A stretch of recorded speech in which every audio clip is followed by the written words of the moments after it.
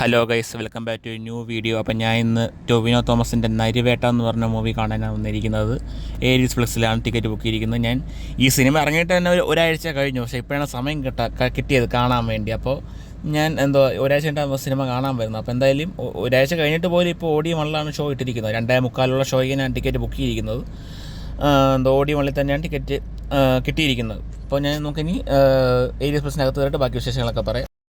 അങ്ങനെ ഈ സിനിമയുടെ റിവ്യൂ അങ്ങനെ നോക്കിയപ്പോൾ ഞാൻ ഒരു നെഗറ്റീവ് റിവ്യൂ അങ്ങനെ കണ്ടിട്ടില്ല. ആകെപ്പാടെ വളരെ കുറച്ച് ചുരുക്കം 2 പേരൊക്കെ നെഗറ്റീവ് റിവ്യൂ പറഞ്ഞിട്ടുള്ളൂ. അപ്പോൾ ബാക്കിയുള്ളവരെല്ലാം നല്ല പടം, ഒരു മോശമില്ലാത്ത പടം എന്നാണ് റിവ്യൂസിലൊക്കെ പറഞ്ഞിട്ടുള്ളത്. അപ്പോൾ എന്തായാലും നമുക്ക് കണ്ടിട്ട് പറയാം.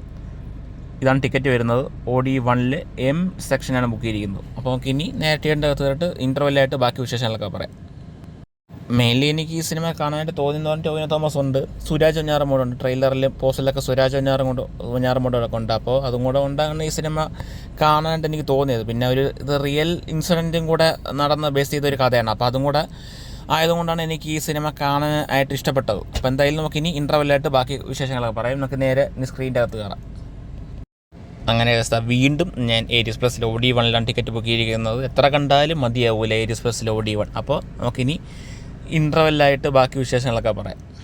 നരിവേട്ട ഇപ്പോൾ ഏതാണ്ട് 2:30 ആയിട്ടുണ്ട്. അപ്പോൾ 2:45 ഷോ സ്റ്റാർട്ട് ചെയ്യും. നമുക്ക് എന്തായാലും ഇനി ഇൻ്റർവെല്ലാകുമ്പോഴത്തേക്ക് കാണാം.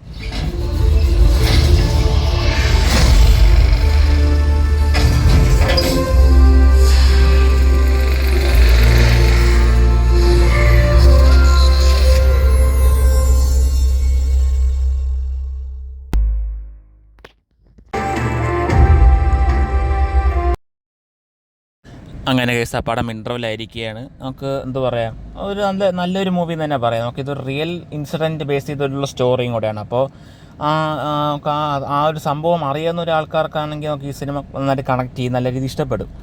അപ്പോൾ എന്ത് പറയാൻ, എനിക്ക് നല്ല രീതിയിൽ ഇഷ്ടപ്പെട്ടു. ഫസ്റ്റ് ഹാഫ് എന്ന് പറഞ്ഞാൽ ഒട്ടും ലാഗ് ഇല്ലായിരുന്നു. എന്നാൽ കുഴപ്പമില്ലെന്ന് പറയില്ല, വലിയ ലാഗ് ഫീൽ ചെയ്തില്ല എനിക്ക്. ഫസ്റ്റ് ഹാഫ് എന്ന് പറഞ്ഞാൽ നല്ല രീതിയിൽ എന്താ പറയുക, ടൊവിനോ തോമസിൻ്റെ ആക്ടിങ് ആയാലും കൊള്ളാം, സുരാജ് വെഞ്ഞാറമൂടിൻ്റെ ആക്ടിങ്ങും കൊള്ളായിരുന്നു.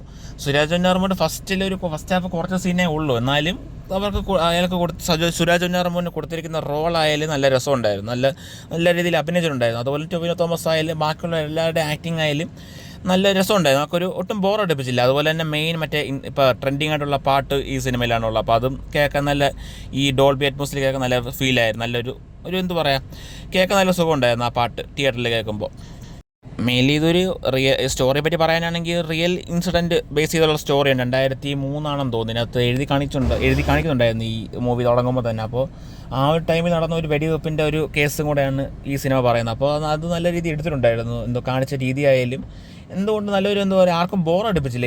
എനിക്ക് പേഴ്സണലി നല്ല രീതിയിൽ ഇഷ്ടപ്പെട്ടു. ഒട്ടും കുറ്റം പറയാനായിട്ടില്ല. ഞാൻ ഒരു ഫസ്റ്റ് ഹാഫിൽ അത്ര റേറ്റിംഗ് കൊടുക്കുമെന്ന് പറഞ്ഞാൽ ഒരു 5-ൽ 3 കൊടുക്കാം. കാരണം ഒട്ടും നമുക്ക് ബോറടിപ്പിച്ചില്ല. എനിക്ക് പേഴ്സണലി ഇഷ്ടപ്പെട്ടു ഫസ്റ്റ് ഹാഫ്. ഒട്ടും ലാഗ് ഓടിപ്പിച്ചില്ല, നല്ല രീതിയിൽ ഇരുന്ന് കാണാനും പറ്റി. അപ്പോൾ നമുക്ക് എന്തായാലും ഇനി സെക്കൻഡ് ഹാഫും കൂടെ കണ്ടിട്ട് ബാക്കി കാര്യങ്ങളൊക്കെ പറയാം. എന്തായാലും ഫസ്റ്റ് ഹാഫ് എനിക്ക് നല്ല ഇഷ്ടപ്പെട്ടു. കാണിച്ച രീതിയായാലും എന്തുകൊണ്ടും നന്നായിട്ടുണ്ടായിരുന്നു. ടൊവിനോ തോമസിൻ്റെ ഒരു നല്ല സിനിമ എന്ന് പറയാം. നല്ല സിനിമയല്ല, അതിലേക്ക് നല്ല സിനിമ എന്ന് പറയാം. കാരണം ടൊവിനോ തോമസിൻ്റെ ഒരു വെറൈറ്റി വേഷം ആയിട്ടുണ്ട് ഇതിനകത്ത്.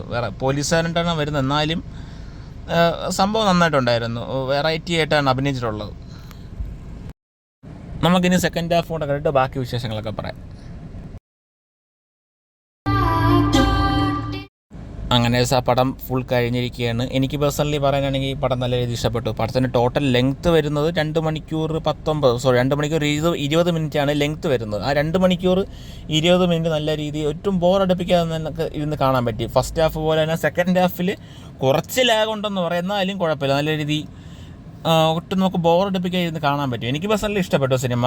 ആ ഒരു ഇൻസിഡൻറ്റിൻ്റെ ഒക്കെ കാണിച്ച് നല്ല രീതിയിൽ എടുത്തിട്ടുണ്ടായിരുന്നു ആ സിനിമ. അതുപോലെ തന്നെ ബാക്കിയുള്ള ആക്ടിങ് ആയാലും എന്തുകൊണ്ട് നല്ലൊരു സിനിമ എന്ന് തന്നെ പറയാം.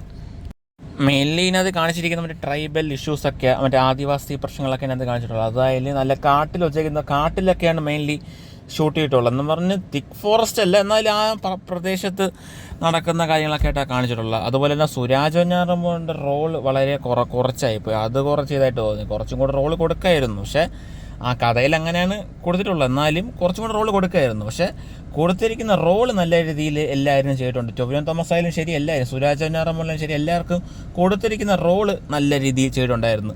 അതുപോലെ തന്നെ ഒരു മെയിൻ വില്ലനുണ്ട്, ഒരു പോലീസ്. എനിക്ക് നല്ല രീതിയിൽ അയാളുടെ ആക്ടിങ് ഇഷ്ടപ്പെട്ടു. നല്ല വില്ലനിസം കൊണ്ടുവന്നിട്ടുണ്ട്. പക്ഷേ തുടരും സിനിമയിൽ ആ വില്ലനെ പോലെ വന്നില്ലെങ്കിൽ പോലും പക്ഷേ ഈ കഥയിൽ അത് മാച്ച് ആവുന്നുണ്ട്, ഈ പോലീസ് കഥാപാത്രം. എന്നാലും എനിക്ക് ഇഷ്ടപ്പെട്ടു. ബാക്കിയുള്ളവരുടെ എന്താണെന്ന് എനിക്ക് അറിയില്ല. എന്നാലും ആ പോലീസ് വില്ലൻ നല്ല രീതിയിൽ എനിക്ക് ഇഷ്ടപ്പെട്ടു. തുടരും സിനിമയിലെ പോലെ എന്തുവാ ഗംഭീര വില്ലൻ എന്ന് പറയാൻ പറ്റൂല. എന്നാൽ ഈ സിനിമയിൽ ഈ കഥയിൽ ഞാൻ പറഞ്ഞ പോലെ നല്ല ഒരു മാച്ചിങ് ആവുന്നുണ്ട് ഈ ഒരു കഥാപാത്രം. പിന്നെ ഈ സിനിമ മസ്റ്റ് തിയേറ്റർ വാച്ചാണെന്ന് ചോദിച്ചാൽ പറയാം, ആണെന്ന് തന്നെ പറയാം. കാരണം നല്ലൊരു തിയേറ്റർ എക്സ്പീരിയൻസ് കിട്ടുന്ന സ്റ്റോറിയും കൂടെയാണ്. അതുകൊണ്ട് മാക്സിമം എല്ലാവരും തിയേറ്ററിൽ തന്നെ പോയിരുന്ന് കാണുക. അപ്പോൾ എന്നിട്ട് നിങ്ങളുടെ അഭിപ്രായം കൂടെ താഴെ കമൻറ്റ് ബോക്സിൽ പറയാം. നിങ്ങൾ സിനിമ കണ്ടിട്ടുള്ള ആൾക്കാരാണെങ്കിൽ താഴെ കമൻറ്റ് ബോക്സിൽ നിങ്ങളുടെ അഭിപ്രായം പറയാം. എനിക്ക് എന്തായാലും പേഴ്സണലി ഈ മൂവി ഫുൾ കണ്ടിട്ട് എനിക്ക് തോന്നുന്നു ഒരു 10 7 കൊടുക്കുക. അത്രയും കൊടുക്കാമെന്നുള്ളൂ. അല്ല 10 10 കൊടുക്കാനായിട്ട് ഈ കഥ എനിക്ക് തോന്നുന്നില്ല. എന്നാലും 10 7 കൊടുക്കുക.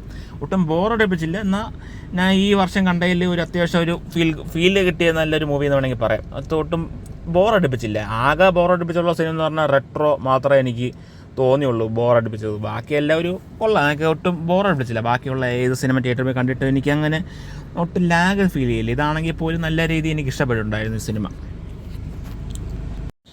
ഇതിൻ്റെ പിന്നെ ഡയറക്ഷൻ വൈസ് നോക്കുകയാണെങ്കിൽ നല്ല രീതിയിൽ എനിക്ക് ഇഷ്ടപ്പെട്ടു. കാരണം ആ ക്യാമറ ആംഗിളും നമുക്ക് ചില സീന് ക്ലൈമാക്സിലൊക്കെ കാണുമ്പോൾ ആട് 1 ആ ക്ലൈമാക്സിലെ ഫൈറ്റ് സീനില്ലേ, വെടിവെപ്പ് സീനൊക്കെ, അത് ജസ്റ്റ് അതിൻ്റെ വേണമെങ്കിൽ കോപ്പി അടിയെന്ന് വേണമെങ്കിൽ പറയാം. എന്നാൽ അങ്ങനെ കോപ്പി അടിച്ചെന്ന് ഞാൻ പറയുന്നില്ല. എന്നാൽ ആ സീൻ കാണുമ്പോൾ ചിലപ്പോൾ ആ ഒരു ആട് 1 ആ സീൻ ചിലപ്പോൾ ഓർമ്മ വരും. എന്നാലും ആ കാണിച്ചിരിക്കുന്ന രീതിയാണെങ്കിൽ പോലും ആ ക്യാമറ ആംഗിൾസ് ആണെങ്കിൽ ഈ സിനിമയിൽ നല്ല രസമായിട്ട് എനിക്ക് തോന്നി. എനിക്ക് നല്ല രീതിയിൽ ഇഷ്ടപ്പെട്ടു ഈ സിനിമ. അപ്പോൾ അത്രയേ ഉള്ളൂ ഗൈസ്. എൻ്റെ വീഡിയോ ഇഷ്ടപ്പെട്ടെങ്കിൽ ലൈക്ക് ചെയ്യുക, ഷെയർ ചെയ്യുക, സബ്സ്ക്രൈബ് ചെയ്യുക. തൊട്ടടുത്തുള്ള ബെല്ലൈക്കൺ കൂടെ പ്രസ് ചെയ്താൽ ഞാൻ അപ്ലോഡ് ചെയ്യുന്ന വീഡിയോസൊക്കെ നോട്ടിഫിക്കേഷൻ ആയിട്ട് കിട്ടുന്നതായിരിക്കും. അപ്പോൾ നമുക്കിനി അടുത്ത വീഡിയോ കാണാം. അപ്പോൾ എന്തായാലും നിങ്ങൾ ഈ സിനിമ കാണാത്തൊരാൾക്കാരാണെങ്കിൽ മാക്സിമം എല്ലാവരും തിയേറ്ററിൽ വന്ന് പോയി കാണുക. മസ്റ്റ് തിയേറ്റർ വാച്ച് എക്സ്പീരിയൻസ് തന്നെ പറയാം. എന്ന് വെച്ചാൽ എത്ര പേർക്ക് ഇഷ്ടപ്പെടുമെന്ന് പറഞ്ഞിട്ടുണ്ട്. എന്നാലും എനിക്ക് ഇഷ്ടപ്പെട്ടു. മസ്റ്റ് തിയേറ്റർ വാച്ച് എക്സ്പീരിയൻസ് എന്ന് തന്നെ പറയാം. നമുക്ക് ഒട്ടും ബോറടിപ്പിക്കില്ല. അപ്പോൾ അത്രേ ഉള്ളൂ ഗൈസ്. നമുക്കിനി അടുത്ത വരുന്ന ദിവസങ്ങളിലൊക്കെ മാക്സിമം ഇറങ്ങുന്ന മൂവിയുടെ റിവ്യൂസൊക്കെ ഇടാൻ നോക്കാം. ഇനിയിപ്പോൾ ജൂൺ 5 തഗ് ലൈഫ് ഇറങ്ങുന്നുണ്ട്. അതിൻ്റെ പിറ്റേ ദിവസം ചോട്ടാ മുംബൈ റിലീസ്. അതിൻ്റെയൊക്കെ മാക്സിമം റിവ്യൂ ഇടാൻ നോക്കാം. ചോട്ടാ മുംബൈ റിലീസിൽ റിവ്യൂ ഇടേണ്ട ആവശ്യമില്ല, എക്സ്പീരിയൻസ് ഇട്ടാൽ മതി. അപ്പോൾ സിനിമയുടെ റിവ്യൂ ഇടേണ്ട ആവശ്യമില്ല. കാരണം നമ്മൾ എത്ര തവണ സൂര്യ മൂവീസിൽ കണ്ടിട്ടുള്ളതെന്ന് എനിക്ക് തന്നെ അറിഞ്ഞൂടാ. ഞാൻ മിക്ക ദിവസവും ഒരു ശനിയാഴ്ച ദിവസം സൂര്യ മൂവീസ് വെച്ചാൽ ആ ചോട്ടാ മുംബൈ സിനിമ ആയിരിക്കും. അപ്പോൾ അതിൻ്റെ റിവ്യൂ പറ്റി പറയേണ്ട ആവശ്യമില്ലല്ലോ. അപ്പോൾ നമുക്ക് ഇനി അതിൻ്റെ എക്സ്പീരിയൻസ് വേണമെങ്കിൽ ഞാൻ 4K റീമാസ്റ്റർഡ് എക്സ്പീരിയൻസ് വേണമെങ്കിൽ ഞാൻ റിവ്യൂ ആയിട്ട് ഇടാം. അപ്പോൾ നമുക്കിനി ജൂൺ 5 വരുന്ന തഗ് ലൈഫും കൂടെ മാക്സിമം റിവ്യൂ ഇടാൻ നോക്കാം. അപ്പോൾ നമുക്കിനി അടുത്ത വീഡിയോ കാണാം. ബൈ.